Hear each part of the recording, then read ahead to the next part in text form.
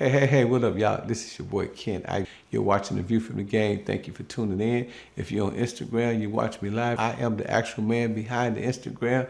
Yes, I do answer my DMs. When you DMing me. Hey, but check this out, man. While I got your attention, make sure you go get my book, The 48 Laws of Game. That's right, The 48 Laws of Game. You can get it at audible.com.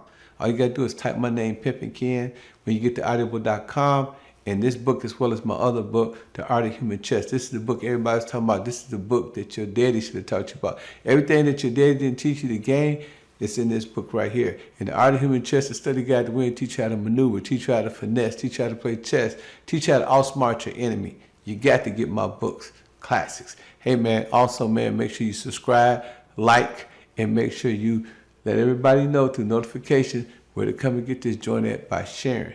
And also, I am also the proprietor and the owner of HHF Mag, HHF Clothing, HHF Awards, and HHF Radio. Hey, man, stay tuned, man, and go to thehiphopfraternity.com and check us out. And every Monday, we're at the Ice Bar. That's right, 5456 Fayetteville Road, Atlanta, Georgia. Every artist get in free. Every A&R get in free. Every executive get in free. Everybody is free. Artists get to perform for free, and you get to park for free. The only free game in town. Gang got enough of it, son. Hit me with it. Check this out. You ready? Yep. Discipline is important if you just enunciate it, but the other thing that's important is endurance, right? Right. What you say the eagle do what? You say the eagle thing, you said again? What about the ducks and eagles? Yeah, you don't find ducks and teach them to fly, you find eagles and teach them to fly in formation. Let me go back to the eagle then. That's cool? Yeah. So the eagle, did you know that the eagle can live up to 70 years? No, I didn't know that. Yeah, but you know what happened when he turned 40? You know what happened? What? His claws get weak and his beak get weak. You know what he do? What? For endurance? What? He go on the mountain and he hit his beak against the. Oh, there you go. Until he knock his beak off. There you go. Then when the beak grow back, he take his beak and he bite his fingernails out and give him another 30 years. That's a deep analogy right there. So what we're talking about. What you know, I always say that persistence wear down resistance, and you have to have endurance. Yeah.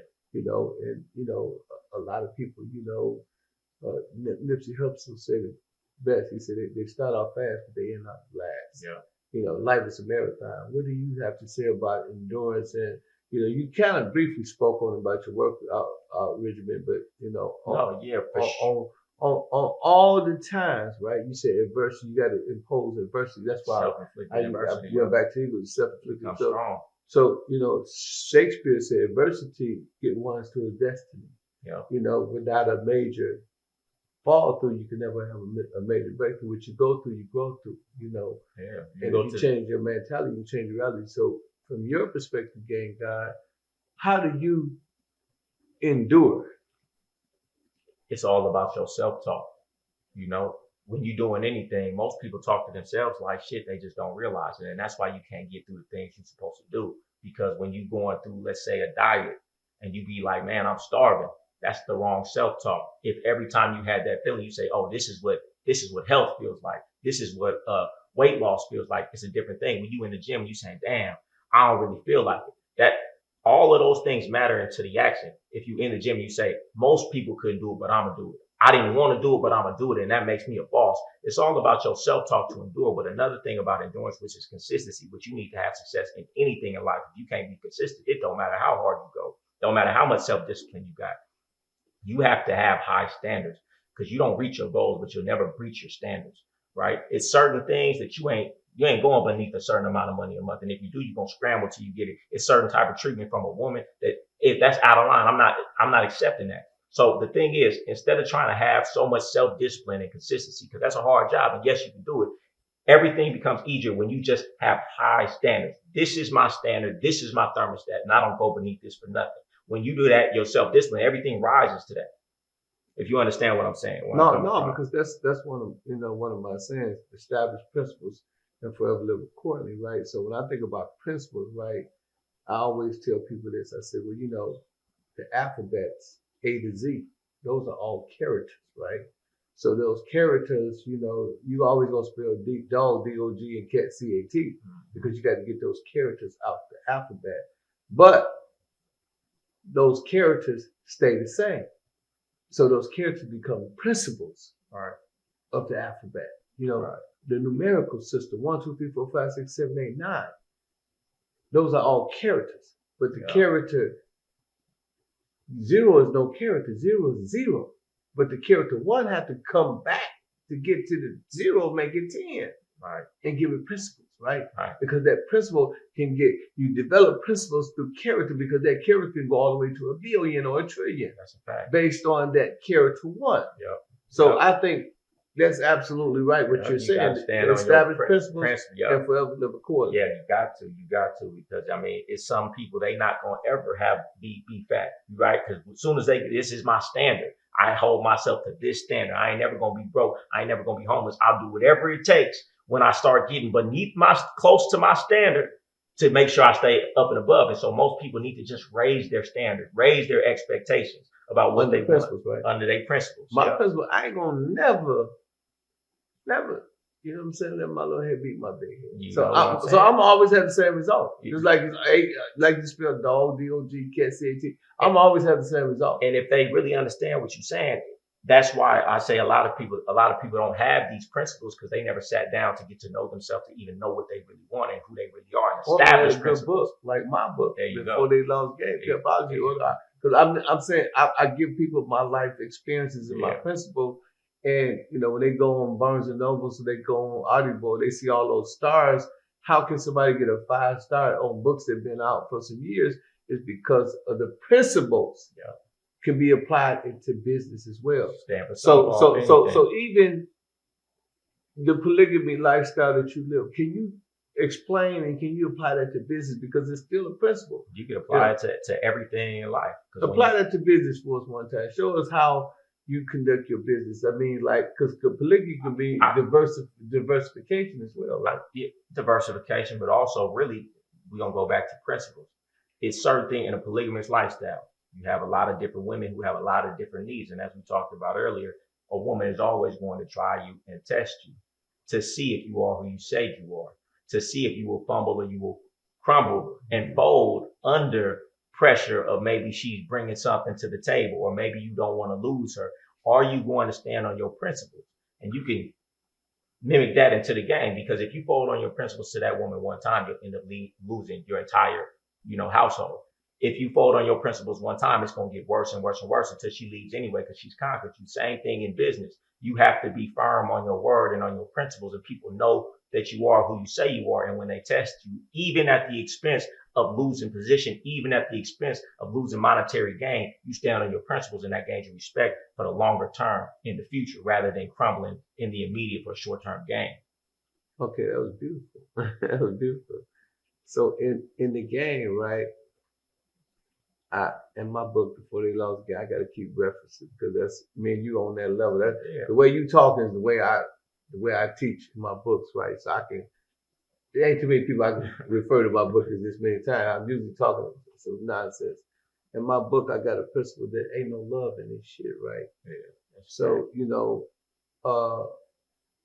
in my 40-some year career, I never allowed love. I had a triple bypass, and all the emotion, all the emotions and the sympathy moved out of my heart, and that made me very successful. So when I had a very beautiful woman, you know what I'm saying, and even though she had that red snapper and she had that deep throat or whatever, and that bankroll and just the whole kit, I stood still on my principles. But as a polygamist, right? Yeah. The question that I want to ask you, yeah, and this is a fair question. What do you do when them broads say, I don't know if they call you daddy, what they call you? Daddy. Okay, daddy, I love you. You know what I tell them? What you tell them? Show me. Love is a verb. Guess what? Love is a verb. If you love me, show me that you love me. Yeah. Because words don't move me. Love is a verb. You love somebody, you gonna show them. And if you can't show me, then don't tell me no more. Yeah, I remember this one bride, man. We was at Miami somewhere, and we was just joking around. I wanted to test her, so we was at the swimming pool. We was out swimming and stuff. You know, we did a little sauna. We was hot. You know, it was chilling and stuff. He said, "Daddy, I love you." I said, "You love me?" I said, "Okay, well, let's play this game. I'm a dip you in the water." So I dipped in the water, and she said, "I said, you love me?" I said, "Yeah." I dipped in the water again. She came up. I said, "You love me?" She said, "I love him." You know what I'm saying? I said, "Don't ever tell me you love me. You love him, girl. You know, you bullshit." But you know, like you said, it's a 4-letter word like fuck and shit, you know. And man, every time, no bullshit, okay, got every time a woman almost convinced me. And I went for the fried ice cream. I went for the fried ice cream. Guess what? She always broke bad on me. I mean, these be bras like they be taking it like the house on fire and everything. Like this gonna and I'm like, oh, she might be the one.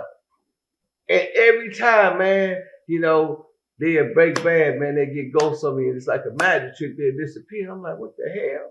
I'm like, not her. So after a while, you become immune to that. Yep. You be like, that's exactly people think you cold-hearted, but no, it's like, been around enough. I've seen enough moons and suns coming. Every woman love you till she don't. The same way that she love you is the same love that she had for the last dude she was with before she was with you. So why are you so arrogant to think you different? It's not, she's not yours, it's just your turn. And guess what? We can't possess anybody longer than they want us to possess them. Mm-hmm. She's mine as long as she wants to be mine. But when she no longer wants to be mine, she's no longer mine, and I have to be okay with that. And knowing that going in, you could get more out of the situation instead of being crushed. Understand this is a human being that might change, but I'm gonna get the most out of her while she's here. Yeah. And real quick though, I heard this story. I'm gonna make it quick. It's a long story, but I'm gonna make it quick. It was a publisher. He came to one of his clients who write books. He said, "I need you to write a story. This is really big right now. Everybody wants a story about true love, the purest love that there's ever been in life." He said, "Okay." He comes back to him 2-3 weeks later. The book about this thick. The story went like this. The man came home and his wife was there crying. They was married 25 years. She said to him, crying, "I love another man. I want to be with another man." The husband looked at her, smiled, and said, gave her a hug and said, "You know what? I'm happy for you. Go be happy." End of story. The publisher looked at the book writer and said, "What the hell type of story is that?" I said, "I want a story about true, pure love." He said, "That is pure, true love. What everybody in this world thinks is not love. Because love is not possession. Love is not jealousy. Love is you want me to be happy no matter who I'm happy with." And that never happens in relationships. So women should stop calling it love because that's not love. Your mama loves you. It don't matter who you with. She wants the best for you. Right? Exactly. Your woman, your man, that's not real love because they don't want you to be happy if it's not with them, even if you're not the best for them. So that's why I don't even believe in the word love because y'all don't even know what it means.